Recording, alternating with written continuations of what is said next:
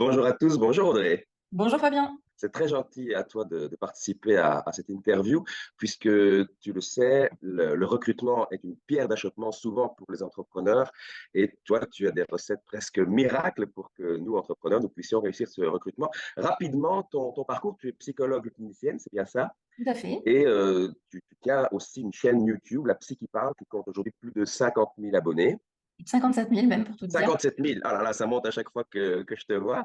Et tu interviens dans de très grands groupes comme dans des TPE, des PME. Tout à fait. Est-ce que tu peux nous dire les principales erreurs, par exemple les trois principales erreurs que l'on commet quand on recrute? Alors effectivement, il y a au moins trois erreurs que je retrouve à chaque fois parmi les clients qui viennent me rencontrer. La première erreur, je dirais, c'est finalement de ne pas clarifier ses attentes. C'est-à-dire de D'accord? faire un mauvais profilage, si je puis dire, du poste, du profil qu'on recherche. Ce que ça va poser comme problème en général, comment je dirais, les dirigeants peuvent avoir un peu la puce à l'oreille, c'est que vous allez recruter un profil. Sur le papier, c'est une personne qui a l'air très bien, elle vous a fait bonne impression. Le problème, c'est qu'une fois en poste, finalement, vous vous rendez compte qu'elle n'est pas qualifiée, que vous n'êtes pas sur la même longueur d'onde ou bien qu'elle ne va pas s'intégrer à l'équipe. Donc vraiment bien calibrer le poste, déterminer les critères tant au niveau du savoir-faire que du savoir-être, ça c'est extrêmement important. Et pour autant, c'est quelque chose qui est soit négligé, soit parfois effectivement qui n'est pas fait de manière assez pointue, je dirais. Comme si la description de fonction était un peu trop floue, c'est ça que tu veux dire? Tout à fait. Ou alors soit, je dirais un petit peu plus axé sur les compétences techniques, et donc on Et va pas sur négliger. le savoir-être. Tout à fait, et pas sur le savoir-être. Et il nous faut les deux. On a besoin des deux. Et est-ce que l'entrepreneur doit aussi être attentif aux valeurs que la personne incarne et pour vérifier qu'elles sont compatibles avec les valeurs de l'entreprise? Exactement, pour qu'il y ait le bon fit, si je puis dire. Ouais. Les valeurs, sachant qu'il faut savoir qu'aujourd'hui, c'est une des premières causes du turnover, c'est-à-dire qu'aujourd'hui, on Ah a des oui, collaborateurs, oui, qui quittent en fait d'accord. les entreprises parce qu'ils ne se sentent pas en adéquation avec les valeurs, c'est-à-dire avec la description du poste qu'on leur a donné, qui était peut-être des fois très attractive, mais finalement, il y a un décalage entre ce qu'ils découvrent dans l'entreprise. Et c'est vrai dans l'autre sens aussi. C'est-à-dire que le collaborateur va se mettre en avant, va, entre guillemets, je dirais, Se vendre. se vendre, parce qu'on est clairement là-dedans. Et malheureusement, il y a des mauvaises surprises. Donc ça, il faut être armé. Et c'est pas quelque chose qui s'invente. Donc il faut être armé, outillé pour pouvoir le déceler au moment de l'entretien, notamment. Ouais. Alors, la deuxième erreur, quelle est-elle? Oui, c'est de recruter à l'intuition. C'est Ah, voilà. fameuse La intuition. fameuse intuition. Donc, il y a des personnes qui peuvent avoir le sentiment, notamment pour les premières embauches, hein, ça c'est, je dirais, 99% de mes clients vont recruter, voilà, en accueillant le collaborateur, en posant des questions au feeling et finalement vont aussi se baser beaucoup sur leur ressenti du moment. Est-ce que le candidat m'a fait une bonne impression? Est-ce que je sens que le contact est bien passé? Malheureusement, un entretien qui se passe bien, n'est pas prédicteur, je dirais, d'une personne qualifiée pour le poste. C'est pas parce qu'on fait une bonne. Pardon. Est-ce qu'il peut y avoir un biais de confirmation? La personne m'est sympathique ou un effet de halo? Tout à fait. Donc, c'est-à-dire que l'effet de halo, tu fais bien de le citer. Le candidat va, par exemple, vous faire bonne impression parce qu'il est habillé, mettons, de manière très soignée, il s'exprime bien, il est souriant, il a l'air sympathique.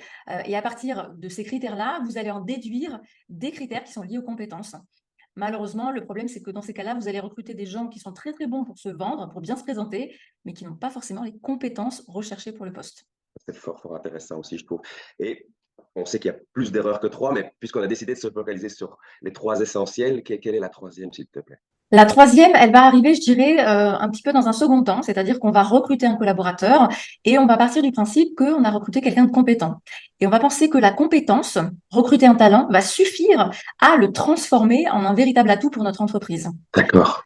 Malheureusement, ce n'est pas le cas. Donc ça, c'est quelque chose qui se prépare, toute cette phase d'intégration. Alors ça se prépare comment? De manière assez simple, déjà en ayant identifié les valeurs du candidat, la personnalité et aussi ses compétences techniques, évidemment, mais aussi en préparant tout le process d'onboarding, on appelle ça comme ça, pour suivre le candidat et faire en sorte en fait qu'il soit le plus rapidement opérationnel à son poste. Donc ça, c'est vraiment une phase qui est négligée, hein. On se dit, parce que j'ai recruté quelqu'un de compétent, forcément, ça va bien fonctionner après. Malheureusement, non, ça ne marche pas comme ça. Et toi, qu'est-ce que tu proposes pour éviter ce type d'écueil? Qu'est-ce que tu proposes aux managers dans les grandes entreprises, aux entrepreneurs, aux patrons de TPE, PME? La première chose, je dirais, c'est de se sensibiliser à tout ce qui est biais, préjugés, comme tu l'as cité tout à l'heure, l'effet de halo. Donc finalement, d'apprendre à aiguiser ses sens pour ne pas se faire avoir. Et donc, être capable de discerner des talents. Donc, il y a cet aspect préventif, mais il y a aussi cet aspect, comme je le disais pour le premier piège, où il va falloir vraiment cibler le profil dont on a besoin. c'est pas si évident que ça de savoir en fait quelles sont nos attentes, quel type de critères on va devoir rechercher. Et tous Mhm. ces indicateurs, en fait, nous, on va tout simplement en fait les lister, les identifier par un jeu de questions-réponses aussi parfois. Moi, je vais aller les titiller pour essayer de voir vraiment pourquoi on a besoin de telle ou telle compétence, aussi bien savoir-être que savoir-faire. Et puis, autre point, il y a une méthode également que j'utilise qui a été D'accord. développée par un chercheur du CNRS qui s'appelle Jacques Pi. Donc, c'est une méthode qui est quand même issue de 20 ans de recherche en psychologie du recrutement et qui permet à la fois, je dirais, de très vite cerner si le candidat va être celui qu'il nous faut, mais aussi, évidemment, d'éviter des erreurs de recrutement qui sont extrêmement coûteuses en temps, en argent, en énergie, parce que D'accord. heureusement, voilà, un candidat que tu vas recruter, c'est pas juste une erreur de casting comme on pourrait le penser. C'est aussi parfois, en fait, ça a des conséquences. Ça va fragiliser, par exemple, notre entreprise. Surtout Ça pour peut les faire fuir les bons. ça fait fuir les bons. C'est-à-dire que les bons vont être démotivés parce qu'à côté, tu as quelqu'un qui n'est pas forcément, je dirais, du même niveau ou qui ne sait pas s'intégrer au niveau de la communication, des valeurs de l'entreprise. Donc tout ça, ça va mettre à mal l'équipe, l'entreprise, indirectement forcément la performance. Et ça coûte de l'argent, mais malgré tout, voilà, le temps de recruter, le temps de l'intégrer, tout ça, c'est du temps et de Si j'ai l'argent. bien compris, l'entretien de recrutement qui a été élaboré durant 20 ans de recherche, il est scientifiquement validé ou validé par l'approche scientifique? C'est tout à fait ça. C'est-à-dire qu'en fait, il est basé sur des connaissances scientifiques, hein. Donc, c'est-à-dire qu'on est allé faire des recherches, non pas une fois, 2 fois, 1 ou 2 études, c'est, des centaines de recherches qui permettent aujourd'hui de dire que voilà, cette méthode permet de discerner les talents, en tout cas les profils qu'on va rechercher, et c'est assez étonnant, c'est en tout cas les retours que j'ai de mes clients, c'est que très, très vite, déjà en 10 minutes, tu vas pouvoir balayer tout un tas de Mhm. critères que tu as, préalablement choisis, et tu peux savoir des fois en 5-10 minutes si c'est la personne qu'il te faut ou pas. Et dans ces cas-là, l'entretien dure, beaucoup moins longtemps, et on gagne du temps aussi, malgré tout. J'ai aussi déjà entendu des entrepreneurs qui, souhaitant embaucher des vendeurs, les mettaient déjà dans une situation de stress lors de l'entretien de recrutement. Or, si je ne me trompe, ce n'est pas la bonne chose à faire. Absolument pas, effectivement. Donc ça, il y a des recherches qui le montrent aussi, hein, que le Ouais, fait de mettre un candidat sous pression, ne va pas du tout l'aider à révéler son potentiel. Nous-mêmes, ok. hein, on peut en faire l'expérience, hein. Les moments où on va révéler, nos compétences, nos capacités, c'est plutôt justement quand on se sent à l'aise Mhm. parler. Et puis, je dirais, il y a un autre désavantage qui est extrêmement néfaste, hein, pour l'entreprise, c'est que vous renvoyez une image très négative. Mhm. Ça peut impacter aussi la réputation de l'entreprise, puisque ce candidat, qu'il soit choisi ou non, va déjà partir du principe qu'on va le mettre sous pression, qu'on va être plutôt, je dirais, intransigeant avec lui, et ça n'a rien à voir avec l'excellence en l'occurrence. Et donc, peut-être que ce candidat va aussi parler à d'autres personnes. Et on sait qu'aujourd'hui, dans un marché qui est extrêmement concurrentiel pour trouver des talents, typiquement, ça, c'est quelque chose qui va faire la différence. Donc, l'approche, en l'occurrence, la méthode qui a été révélée par le CNRS, elle permet de mettre le candidat à l'aise. C'est une méthode qui est extrêmement bien vécue et appréciée par les candidats et justement qui va plutôt renvoyer une image positive de l'entreprise. Alors, j'ai la chance, Audrey, de t'avoir pour Eagle Coach au sein de la Eagle Academy depuis plusieurs années maintenant. Tu étais dans le programme Master Leadership. En 2024, tu feras partie de notre toute nouvelle formation You Manager. Dès ce mois de décembre, les 5 et 12 décembre, de 12 à 14 heures, tu vas animer pour la Eagle Academy un bootcamp consacré exclusivement au recrutement. Est-ce que tu peux nous en dire quelques mots? Qu'est-ce que les personnes qui vont y participer, qu'est-ce qu'elles vont trouver dans ce programme? C'est un bootcamp qui a été construit et conçu en fait pour vraiment donner tout ce dont vous avez besoin et pour répondre en fait à notamment ces 3 pièges qu'on a vus tout à l'heure. Comment ça va se passer? En fait, il va y avoir 3 sessions, 2 sessions collectives.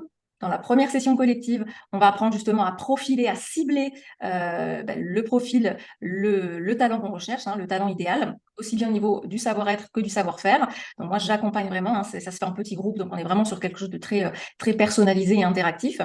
La deuxième session, elle va être davantage sur la méthode, comment vous allez pouvoir mener un entretien, les questions que vous allez poser. Donc tout ça, on va le co-construire ensemble, toute la batterie de questions à poser pour justement aller discerner, récupérer les informations dont on a besoin. Parce qu'on sait que l'entretien, c'est un enjeu réel, hein, pour aller récupérer les bonnes informations pour pour prendre de bonnes décisions en recrutement. Et la troisième session, c'est une session personnalisée. Donc les participants vont avoir une séance individuelle avec moi.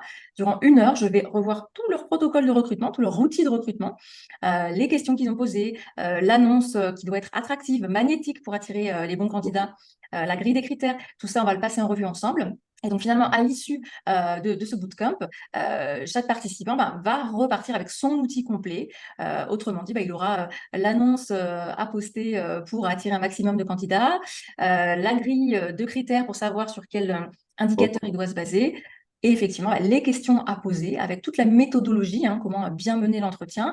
3 sessions vraiment qui ont été construites pour répondre aux enjeux actuels qui sont extrêmement difficiles. On sait que le recrutement, c'est quand même assez complexe durant cette période. Merci pour ces explications, d'autant plus qu'il y aura très, très peu de personnes qui pourront participer à ce bootcamp puisque tu souhaites aller très en profondeur, que ce soit très participatif. Donc, 8 personnes seulement et plusieurs personnes ont déjà acheté leur place pour ce bootcamp exclusif. Si vous voulez y participer vous aussi, surtout dépêchez-vous, il n'y aura pas de la place pour tout le monde. Un dernier mot, Audrey, pour que les gens comprennent à quel point c'est important soit de s'intéresser à cette thématique, soit mieux encore de participer au bootcamp que tu organises. Simplement un petit mot, c'est que le recrutement, c'est un enjeu majeur pour le développement, la croissance d'une entreprise. Donc se tromper, c'est à la fois fragiliser son entreprise, fragiliser son équipe, parfois même faire reculer la croissance de son entreprise. Ouais. Donc l'idée vraiment là, avec ce bootcamp, moi j'avais envie qu'on donne tous les outils clés en main, vraiment c'est ça l'idée, c'est la méthode clé en main, en sachant que c'est un outil qui va pouvoir se réutiliser pour d'autres postes. Donc c'est une offre, si tu veux, qui est exceptionnelle. En 3 sessions, il y a l'outil de recrutement, le profil recherché, et c'est une méthode en plus qu'on va pouvoir réutiliser pour recruter ses prochains collaborateurs. Merci beaucoup pour ces explications lumineuses. C'était un plaisir, comme d'habitude, de partager un instant avec toi. J'espère, chers amis, que ça vous a intéressé, que ça vous a plu. Le cas échéant, si vous avez des questions à poser à Audrey, à me poser, vous connaissez les meilleurs canaux pour nous joindre. Quoi qu'il en soit, ils sont rappelés sous cette vidéo. Et j'ai envie de vous dire, comme à l'accoutumée, au revoir et surtout, bon vol avec les aigles.